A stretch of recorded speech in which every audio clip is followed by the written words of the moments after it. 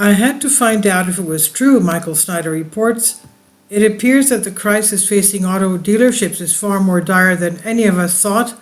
Financial institutions are starting to get extremely tight with their money, and that is putting extreme stress on dealers all over the nation. Many of us are expected that this would happen, but it seems that things are moving much faster than anyone would have anticipated. Earlier today, I came across a tweet that absolutely floored me. It was posted by a highly respected account known as Car Dealer's Ship Guy, and it contained some rather ominous news. Past 10 days have been wild. Capital One shut off all dealer floor plans, aka inventory lines of credit. USA Auto Sales shut down 39 dealerships after losing its Ally floor plan. Wells Fargo laid off all its junior auto loan underwriters and capped future loans. Insanity. Is all of this true? I had to find out. So I started digging around and I discovered that Capital One has indeed decided to completely get out of the floor plan financing business. It's been a weird few years for the car market, and things could get weirder still, as first reported by Twitter user Car Dealership Guy, and now confirmed by Automotive News reports. Capital One is out of the dealer floor plan financing business, and while I realize that this may not sound like the sexiest of topics, it could have some interesting effects on the car market.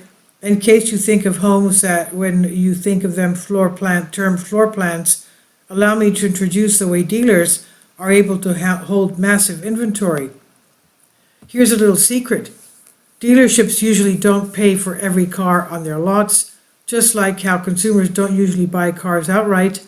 Instead, they take advantage of a form of financing called floor plan financing. Companies that offer this sort of financing give dealer lines of credit to buy vehicles with an interest-free period. If a car in the floor plan financing sells within that period, the dealer takes the customer's money or the customer's lender's money and uses some of it to pay off the line of credit. If a car does not sell within that period, the dealership gets charged what has usually been a small fee, since credit was nearly free for a decade. And this allows the dealership to have very little money tied up in inventory despite amassing a huge selection of cars. And this is really a great big deal. A lot of dealers will simply not be able to operate without such financing, which brings us to the second point in the tweet. According to the official website of US Auto Sales, they have temporarily closed all 39 of their dealerships. Attention US Auto customers, we have temporarily closed our dealerships and are working on a solution to reopen them as soon as possible. But don't worry, we aren't going anywhere. US Auto affiliated loan servicing company USASF Servicing LLC is still open to accept your payments and assist in servicing your account. Please continue to make your payments as scheduled and reach out to us with any account questions. So hopefully US Auto Sales will be able to secure another source of floor plan financing, but that may not be easy in this environment. Another major chain, American Car Center, suddenly shut down more than 40 dealerships in February and has now filed for Chapter 7 bankruptcy. American Car Center, the Memphis-based used car dealer, which suddenly closed all locations in February, has officially filed for bankruptcy in a Delaware court. According to federal court records, the company, also known as Rack Dealership, filed for Chapter 7 bankruptcy in the Delaware Bankrupt Court on March 14. Sadly, this is probably just the beginning. A lot more dealerships are likely to go belly up as we get deeper into this economic downturn. And as economic conditions deteriorate, financial institutions are likely to get even tighter with their money.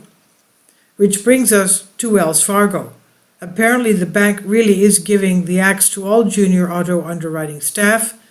Wells Fargo laying off all junior auto underwriting staff. As of April 27, any auto loans greater than 110% loan to value and 15% payment to income will be declined. For more than a decade, the U.S. economy operated in an environment in which money was flowing like wine, and it was really easy for everybody to get credit. But now even officials at the biggest banks in America are openly admitting that a credit crunch has begun. The credit crunch stemming from the fallout of Silicon Valley Bank has begun, with data showing clear tightening of lending standards by banks, according to Morgan Stanley's top stock strategist Mike Wilson. In a note on Sunday, the Morgan Stanley CIO said that the last 2 weeks have shown the steepest decline in lending on record as banks scramble to offset the breakneck pace of deposit flight, which has accelerated the month since Silicon Valley Bank SVB failed. The data suggests a credit crunch has started, Wilson said in the note, adding that $1 trillion in deposits has been withdrawn from U.S. banks since the Federal Reserve began raising interest rates a year ago. There's no possible way to spin the steepest decline in lending on record to make it sound good. Our economy runs on mortgages, auto loans, and credit cards, and so a dramatic reduction in lending will inevitably lead to a dramatic reduction in economic activity. A lot of people are comparing this new crisis with what went on through 2008 and 2009 because that is the only downturn in recent memory that is comparable. Unfortunately, I'm entirely convinced that this new crisis will eventually greatly surpass what we experienced during the Great Recession. So I would encourage you to do whatever you need to do to get ready for harsh economic times, because what is ahead is not going to be pleasant for any of us. This is by Michael Snyder. It says about the author. My name is Michael. My brand new book entitled End Times is now available on Amazon.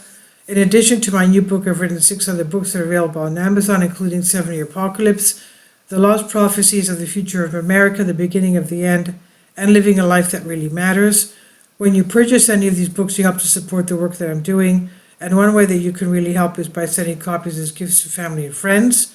Time is short, and I need help getting those warnings into the hands of as many people as possible. I have also started a brand new Substack newsletter, and I encourage you to subscribe so that you won't miss any of the latest updates. I have published thousands of articles on the Economic Collapse blog, End of the American Dream, and the most important news. And the articles that I publish on those sites are republished on dozens of other prominent websites all over the globe. I always freely and happily allow others to republish my articles on their own websites, but I also ask that they include this about the author section with each article. The material contained in this article is for general information purposes only, and readers should consult licensed professionals before making illegal, business, financial, or health decisions.